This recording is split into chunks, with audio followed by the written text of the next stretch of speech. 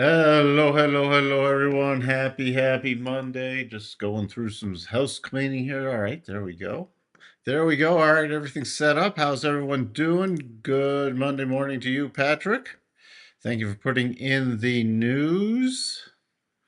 Where- Uh, oh, that's interesting. Cantor Fish raised the price target from 510 from 350.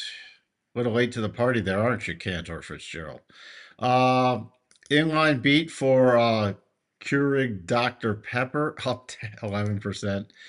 This market is going to keep going till it doesn't. You're going to keep going till it doesn't. That's all I'm saying. What? GameStop jumps 10% after White House proposed end of console wars?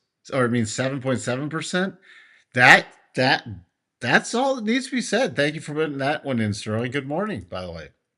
All right. Good morning, OD Green. Good morning, Jacob. Good morning, Kevin. What else do we have? Uh, American employers are increasingly making the calculation that they can keep the size of their teams flat or shrink through layoffs without harming their businesses. That's wonderful. Hey, Rick. Good morning, David. Good morning, John. Good morning, Royal Palms. Hello, Charles. Again, government shutdown continues. So we get very limited data, but we have a huge earnings week, and we do have the Fed cut meeting, even though inflation is running 3% year over year. We got the cut coming on Wednesday. Today, we got the Dallas Fed Manufacturing Index coming out. Good morning, Jake. Good morning, Tony. So we got that coming out. Other than that, we just got some bill auctions and note auctions. Tomorrow, Red Book, Case Shiller, Richmond Fed, Services and Manufacturing, Dallas's Services Index. Wednesday, mortgage stuff, EIA numbers, but more importantly, you have the rate cut and the press conference with Powell trying to justify why they're cutting with 3% inflation, well above their target.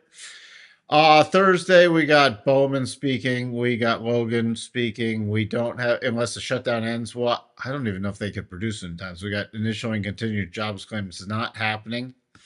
And Friday, we got Bostic and Hammock speaking.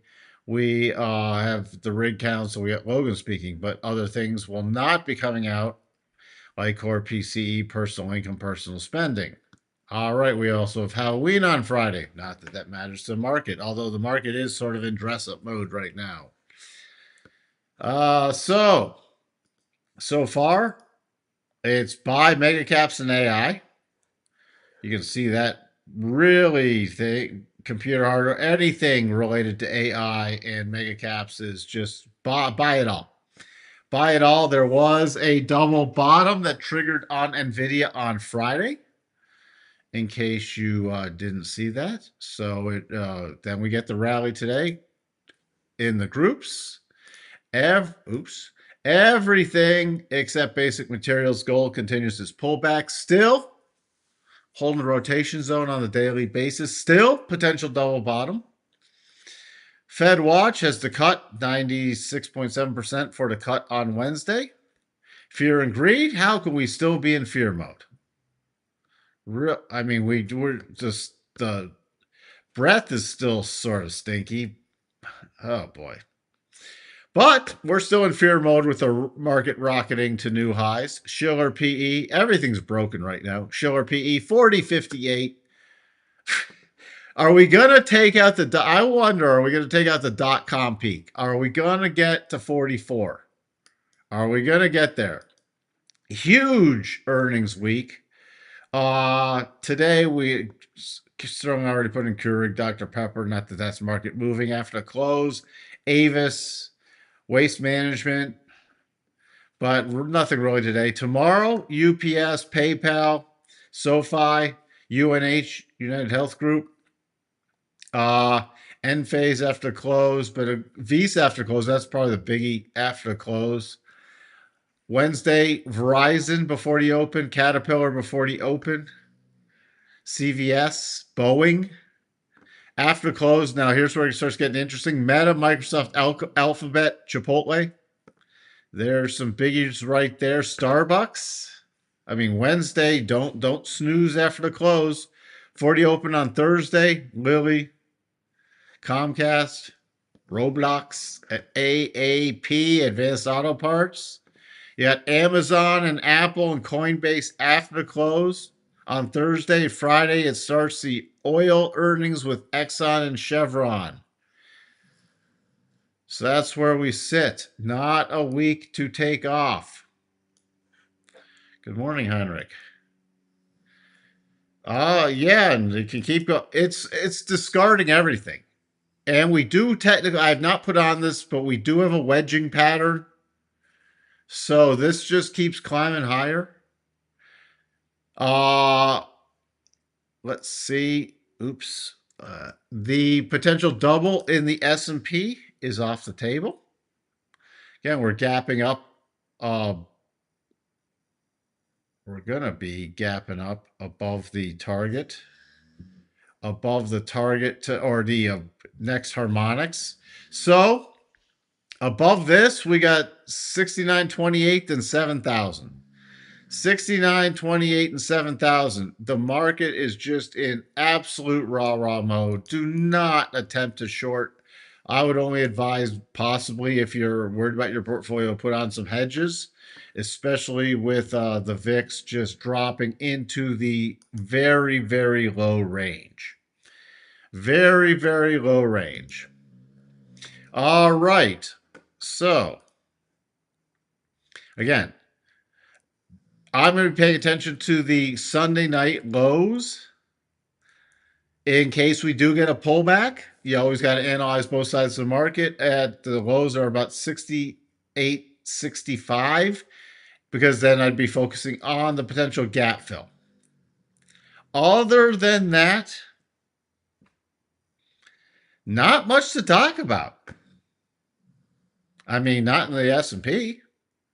69.28. Just be careful out there going into major earnings with the market celebrating everything. That's the weekly. Here's the daily. Here's the daily. Sorry, I was still on the weekly. Still going to be watching Sunday's low. Same thing. 68.65 area. And then the potential gap fill. I'll be watching that. If we don't even take that out today, I'll be watching that tomorrow. That's the key thing I'm going to be watching, the Sunday night lows. The NASDAQ, the potential double off the table. Just keeps on trucking higher. We gapped open to the harmonic cluster area last night and proceeded to just keep running higher. So, there's, again, not much to talk about here. I'll be paying attention to Sunday night's lows. 25,700. And we break down there. I'll be watching for the gap fill. The first target for me is going to be the highs and then the gap fill. Until then, we are in overbought territory. It can get more overbought from here. The next area is 25,970 to 26,041. So 25,970 to 26,000. Again, you're so close to those prices, we could easily see those soon. Other than that, not much to talk about. Insanely overextended still on the weekly. So, again, not fading anything, though. Not fading anything. The Dow gapping up near to the next target, 47,807, so 47,800. Rolling down a bit. If we do take out Sunday night's lows, going to be paying attention to Friday's highs, 47,500 area. The Russell is spiking up to new highs and then reversing. Coming down again. Friday's lows and Monday's highs are about the same area, 25.43. We start breaking below that. I'll watch for the gap fill down to potentially 25.23.7. To the upside, the targets here are 25.82 and 26.01 to 26.04. We already looked at the VIX.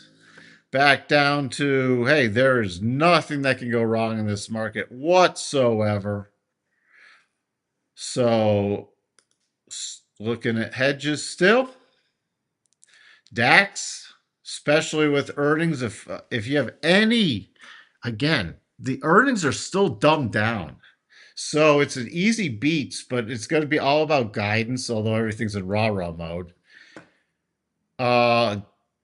Don't know what will disrupt it, but there could be disruptor patterns with earnings, especially if one of the mega caps does miss or does not have super guidance. DAX, not much to talk about. Still watching this resistance area around 24,480 to 24,500. Key support 24,080 to 24,000. That's all I'm paying attention to right now. Interesting enough, we have the double on the 10-year note futures confirmed. Definitely not triggered yet. Looks like we might close up. Remember, up close is not a trigger. So, nothing there, but interesting that the notes are selling off a bit. They're bouncing after they sold off, but a little sell off there. And the yields against the rotation zone, but confirming, not yet triggering. Confirming the potential double bottom. Again, it might not trigger today, but it is confirmed. Would need a close above 4.027 to trigger. Crude, still running up against the key resistance area up here with cycles at the top and overbought. I'm still looking now. We did have a little 4-hour head and shoulder against the rotation zone, dropping down and then bouncing back in. So if this is this low from the European Open session at 60, what is it? 60, 67 is very key for me into an advanced clear path. So if we start breaking down there for any remaining longs, that's a great stop from my perspective. And then I can't get aggressively short with the targets right here. So especially with the key support coming in around 60.50, I'll be looking still for pullbacks here, especially if we do this gap fill. Especially if we do that gap fill. Gold.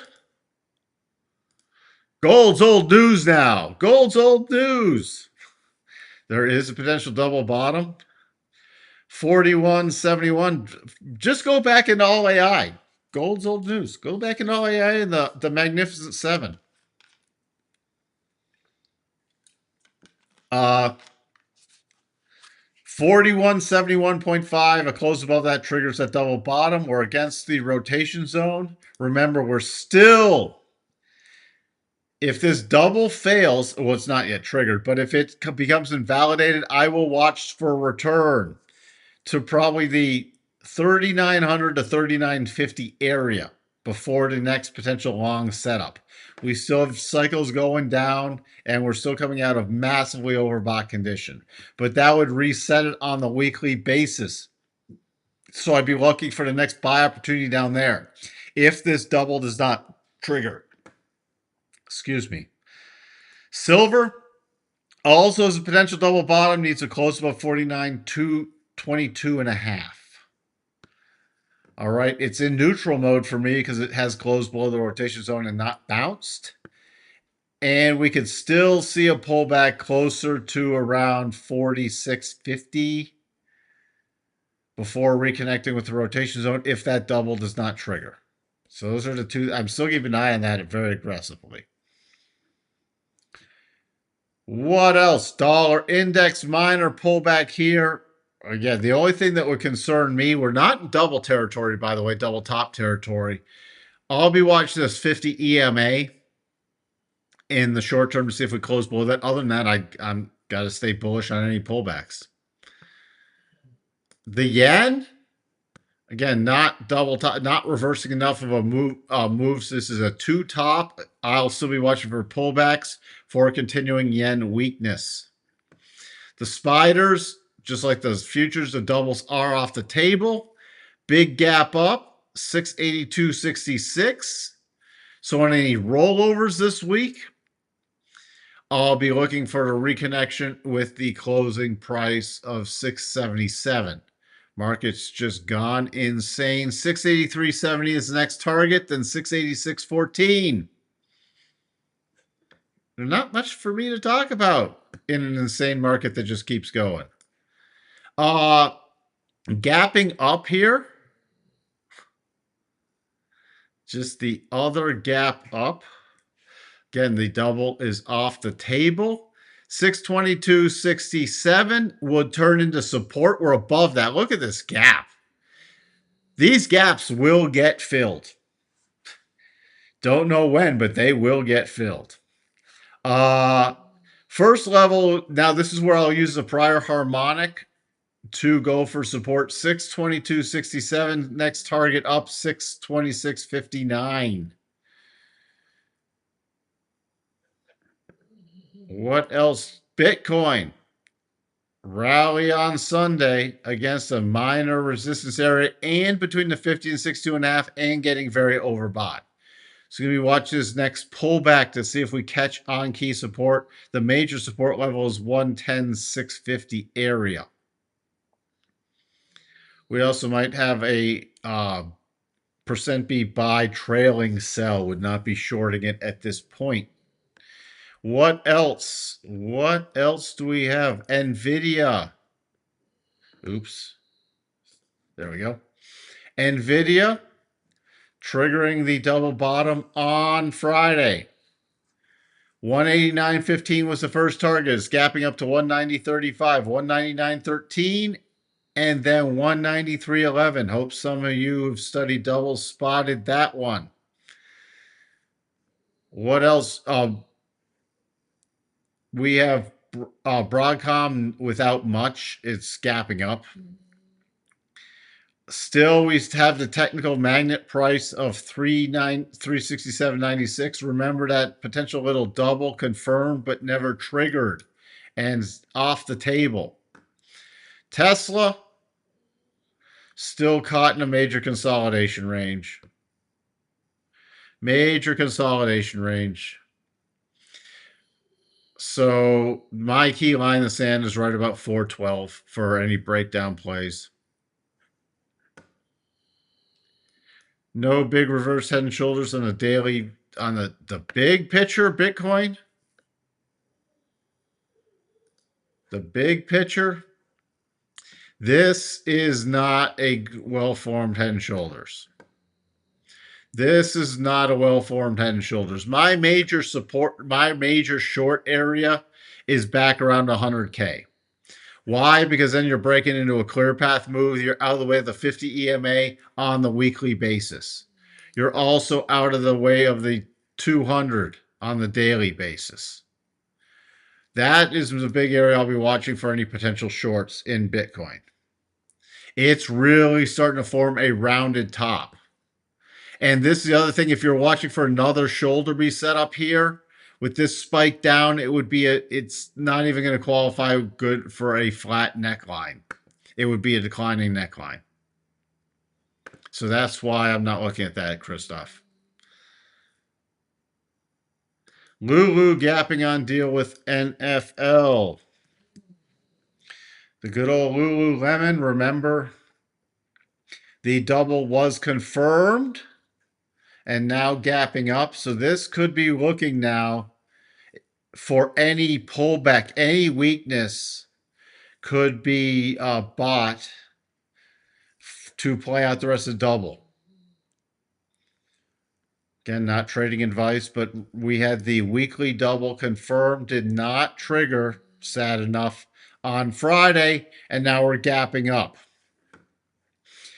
I would not be chasing this. I'd be watching for even pullbacks to the on the daily to the other side of the 50. So 50 becoming support. And you theoretically could possibly fill the gap here, but that's what I'd be looking for. Not necessarily today because of where the market is, but definitely consider that. Thank you for putting that in, Jake. All right. That's where we sit for today. And what do we have?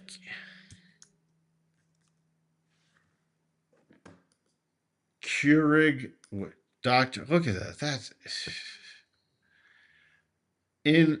Look at that gap. Woof. On Keurig Dr. Pepper. Wow. That's a very interesting one. Uh, I will actually be watching for another rollover breakdown play in this one at some point, just not yet. There's some key gaps left behind here.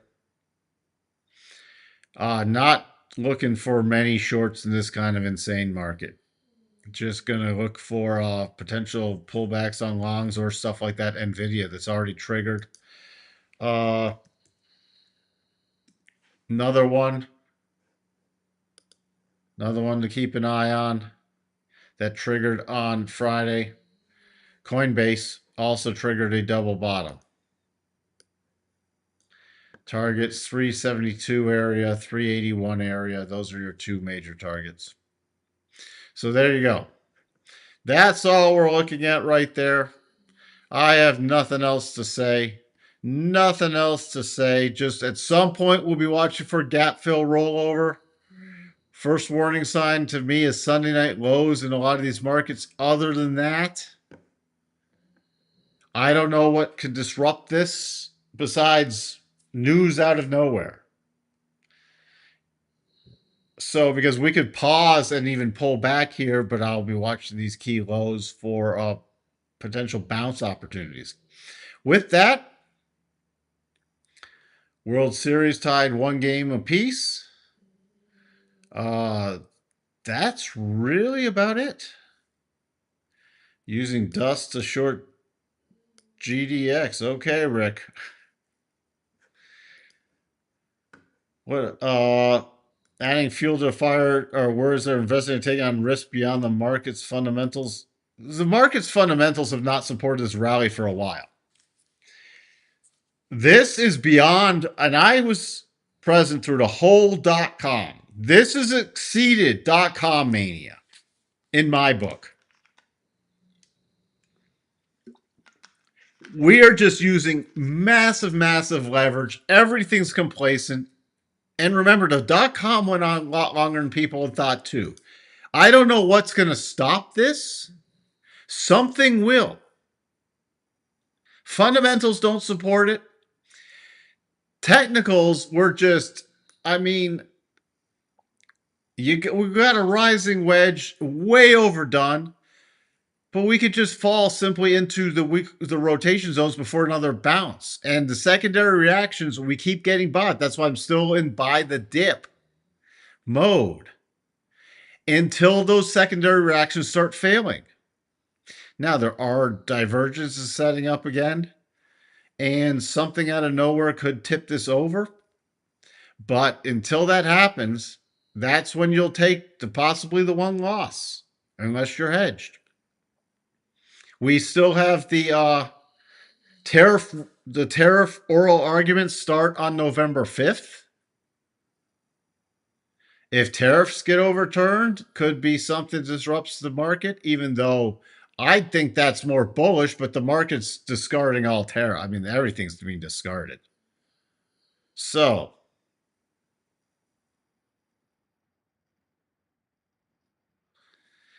and not only that is it's not sane leverage, it's insane leverage, and it's retail driving this now. So when retail's driving something, can it keep going? Yeah. Can it keep going with leverage? Yes. But institutions are more and more selling into retail. I haven't seen any secondary moves fail yet. That's why I've gone over how I look at every secondary move. And when we get another downdraft, we'll go over it again. So, and you still got the 401k buying stuff indiscriminate of price. That's the other thing. You have this massive feedback loop. Indiscriminate of price because money just rolls in and it's got to be bought no matter what. That shifts. It's starting to wane. We haven't seen the effects of the market yet, but it's definitely starting to wane and potentially shift closer to the end of the year. We're not there yet. And then everybody's into the no-brainer rally. No-brainer rally after this. Could it happen? Yeah. I'm not in the camp of no-brainer rally. All right, I got to run into the open. Lots to do this morning. I will see everyone back again. Busy week with all the earnings. Halloween to round out the week. Make sure you wear your costumes on Friday. I'll talk to everyone later. Bye for now.